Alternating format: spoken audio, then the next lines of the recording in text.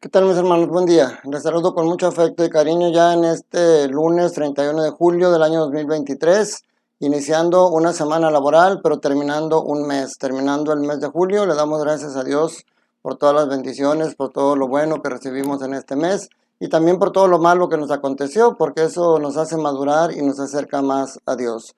En este lunes celebramos la memoria de San Ignacio de Loyola. Vamos a disponer nuestra mente y nuestro corazón para escuchar el mensaje que tiene el Señor para nosotros. En la primera lectura continuamos con el libro del Éxodo, capítulo 32, ahora los versículos del 15 al 24 y del 30 al 34. Ya habíamos dicho cómo Dios baja para acercarse al hombre y el hombre tiene que subir para acercarse a Dios. Tiene que haber un lugar en donde hay el encuentro, como lo habíamos meditado. Pero ahora vemos cómo Moisés, cuando baja del monte, no regresa igual cuando subió. Regresa con las tablas de la ley en sus manos, con las tablas de la alianza. Y esto es importante meditarlo. ¿Cómo regresas tú después de tener un encuentro con Dios? Después de ir a misa, si vas realmente a tener un encuentro con Dios y a meditar su palabra, tú tienes que salir con algo en tus manos, con un poco más de amor, con un poco más de paciencia, con un poco más de tolerancia. Tienes que traer algo de la semilla en tu corazón para que empieces a ser una persona diferente.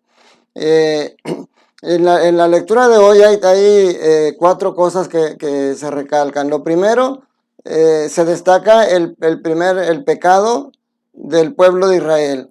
Que el pecado, lo he dicho otras veces, el pecado no fue fabricar una imagen. El pecado fue el querer sustituir al Dios trascendente e inefable por esa imagen, por esa estatua de metal. Ese es el pecado, no la construcción de la imagen, sino elevar esa imagen al mismo nivel que Dios, e incluso quitar a Dios verdadero para adorar esta imagen. Ese es el verdadero pecado. La segunda cosa que se resalta aquí es la figura de Moisés como mediador entre Dios y el pueblo, entre Dios y los hombres. Hoy decimos, y es muy cierto, que el único intercesor entre Dios y los hombres es Cristo. Pues ya vemos cómo en el Antiguo Testamento Moisés como figura de Cristo es quien intercede ante Dios por el pueblo. Tercer punto, ¿qué es lo que hace Moisés cuando ve el pecado que ha cometido el pueblo? Rompe las tablas de la ley, las quiebra. ¿Qué simboliza eso? Que precisamente cuando tú cometes pecado, rompes tu amistad con Dios. Se quiebra la relación que hay entre Dios y tú. Se quiebra, el pecado hace que se rompa, que se quiebre la relación entre Dios y los hombres. Pero la cuarta cosa importante y muy importante a recalcar el día de hoy es que ante el pecado Dios se manifiesta como un Dios de perdón. Dios se manifiesta un Dios que nunca, por más que seas pecador, nunca va a alejarse de ti. Siempre va a estar al pendiente, siempre te va a dar una oportunidad de conducir. Obviamente el pecado siempre tiene consecuencias y tenemos que sufrir las consecuencias, pero Dios siempre tiene el perdón disponible para nosotros. En el Evangelio de Mateo capítulo 13, versículos del 31 al 35, nuevamente nos presenta dos parábolas que ya habíamos meditado anteriormente, la semilla de mostaza y la levadura. Y las dos tienen algo parecido. El mensaje es que el reino de el reino de los cielos es grande en su pequeñez. La semilla de mostaza es la más pequeña, pero bajo ciertas condiciones, esa semilla puede dar un arbusto grande en el cual da sombra a los demás y los árboles hacen su nido. De esa misma manera tú, con la semilla del amor de Dios, si tú pones las condiciones necesarias para que tu corazón sea un terreno propicio para dar fruto, tú vas a ser como ese arbusto que da sombra, que da cobijo, que la gente le gusta estar cerca, le gusta cobijarse bajo tu sombra, le gusta estar ahí escuchándote. Si por el contrario tus frutos son frutos negativos, son frutos de odio, de rencor y de amor, la gente te va a sacar la vuelta y te va a rechazar. O sea, eso es algo que es muy, muy propio. En la segunda parábola, la levadura es lo mismo. La semilla de mostaza era la más pequeña. Aquí en la levadura dice, con un poco de levadura La levadura hace fermentar la masa y hace que ese pan que estén haciendo tome una consistencia más grande, más firme y más hermosa.